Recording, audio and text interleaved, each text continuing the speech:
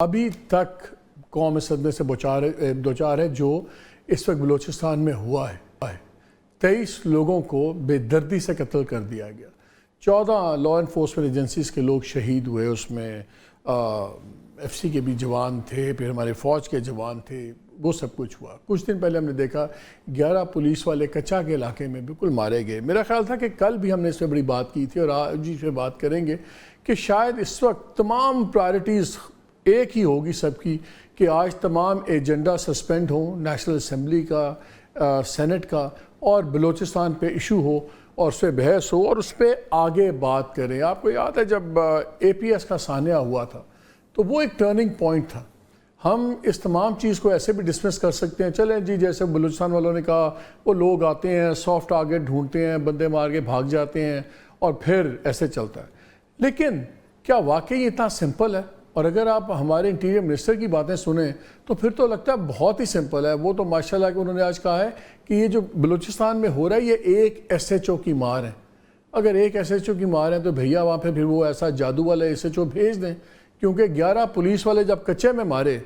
उनसे डील, जो आम डाकू हैं उनसे डील करने के लिए तो SHO अभी तक नहीं मिला गवर्नमेंट को। लेकिन बलूचिस्तान में जहाँ कहते हैं कि भारत भी पैसे लगा रहा है, गल्फ स्टेट भी एक दो पैसे लगा रहे हैं, कुछ और भी इंटरनेशनल एलिमेंट्स पैसे लगा रहे हैं, एक बहुत बड़ी बैनुल अक़वामी साजिश है, तो फिर वहाँ पे ये कौन सा ऐसा जादुई SHO है? क्या हमारी अप्रोच ठीक है? इमरान खान साहब की बातें डोमेस्टिक पॉलिटिक्स वो अपनी जगह है, उस पर ही बात होगी, लेकिन इस बड़े ही संजीदा मौजू पे बात करनी है। हमने दावत दी है राना सनाउल्लाह साहब को, adviser to PM on political public affairs and inter provincial coordination है, मगर इम्पॉर्टेंट बात यह है कि ये पहले वज़ीर दाखिला भी रहे हैं और ये तमाम चीज़ों को ख़ुद भी डील करते रहे हैं, टेररिज्म को। उनसे ज़रा गुफ्तगू का शुरू करते हैं पहले प्रोग्राम के इस पहले हिस्से में। अस्सलाम वालेकुम राना साहब। जी वालेकुम सलाम। राना साहब, आज मेरा ख्याल था कि बिल्कुल माहौल बदला होगा नेशनल असम्बली में और सेनेट के अंदर, लेकिन नेशनल असम्बली में मैं देख रहा हूँ कि गवर्नमेंट ने तकरीबन अब आप JUI से भी अगर आप गिन लें, नूर आलम खान साहब को भी, और PMLN के लोगों को देखें, तकरीबन 12 तो सिर्फ आइनी तरमीम आज पेश हुई हैं और वो बड़ी इंटरेस्टिंग है। वो उसमें से 11 सिर्फ जुडिशरी से उनका ताल्लुक़ है और ख़ास तौर पर दानियाल चौधरी साहब ने भी एक अमेंडमेंट मूव की है जिसमें वो जो जजेस की तादाद है सुप्रीम कोर्ट की, उस एक्ट की तब्दीली की बात कर रहे हैं। उसमें नंबर नहीं आ रहा, लेकिन जो ख़बर चल रही वो ये चल रही है कि शायद 23 जजेस की तादाद करना चाहते हैं आपकी गवर्नमेंट। इस वक्त जो पुराना जो कानून है उसके मुताबिक चीफ जस्टिस और 15 जजेस हैं, यानी 16 जजेस हैं, तो 17 टोटल स्ट्रेंथ बनती है। अब 23 की बात हो रही है कि 23 जजेस बनाएंगे और फिर ज़ाहिर है वो जो नज़र आ रहा है जुडिशरी में स्प्लिट है, शायद वो फैज़ ईसा साहब मिनिमम मिनॉरिटी में आ गए हैं तो उसका बैलेंस हो रहा है। तो तरजीहात लग रहा है प्योरली पॉलिटिकल मामलात की हैं। क्या आज तमाम बिजनेस सस्पेंड होके सिर्फ बलूचिस्तान पे बात नहीं होनी चाहिए थी? देखिए मेरा ख्याल है कि ऐसा हुआ होगा,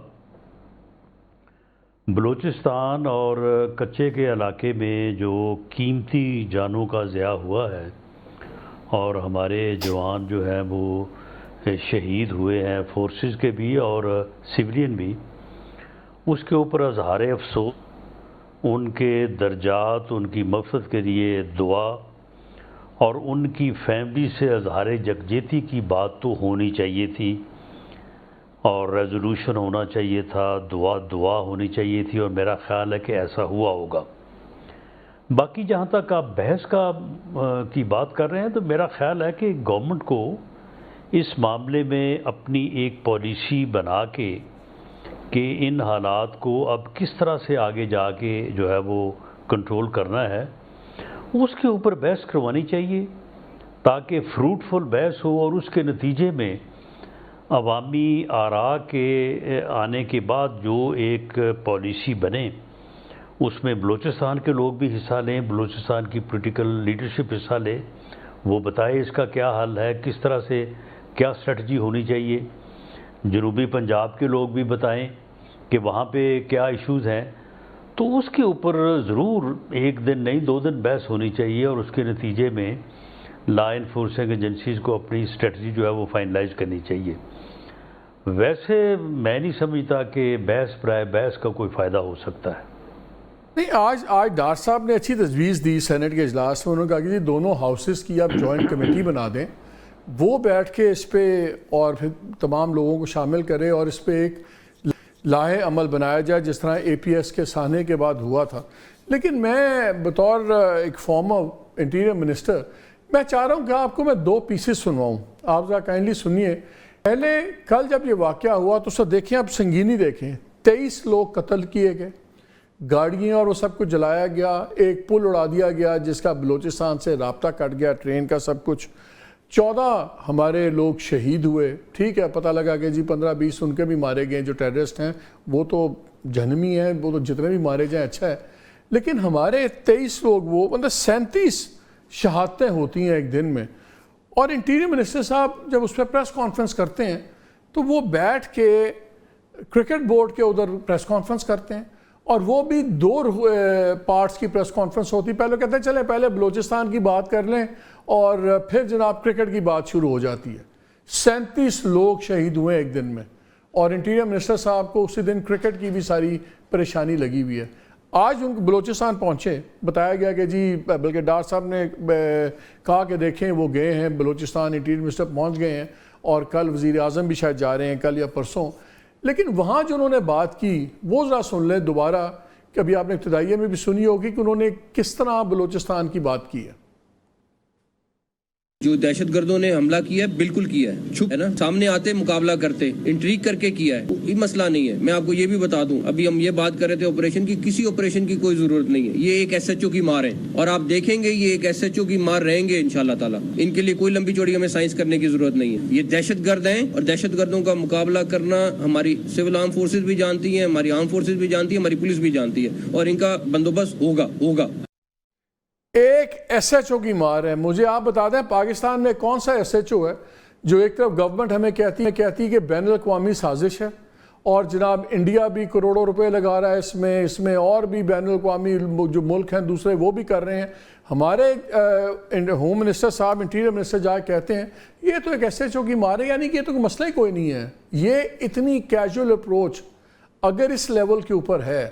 تو ہمیں تو یہیں سے گورنمنٹ کی سنجیدگی پر بڑا سیریس کوئی سوال اٹھتا ہے کہ کیا گورنمنٹ کو اندازہ بھی ہے کہ یہ کرائسس کتنا بڑا ہے، جب آپ کا انٹیریئر منسٹر کہتا ہے کہ ایک ایس ایچ او کی مار ہے۔ دیکھیں، یہ جو انہوں نے بات کی ہے، اب اس کی بہتر وضاحت تو وہ خود ہی کر سکتے ہیں۔ یہ معاملہ سمپل یا یہ کہا جائے کہ وہاں پہ آپریشن کی ضرورت نہیں ہے، آپریشن تو وہاں پہ ہو رہا ہے،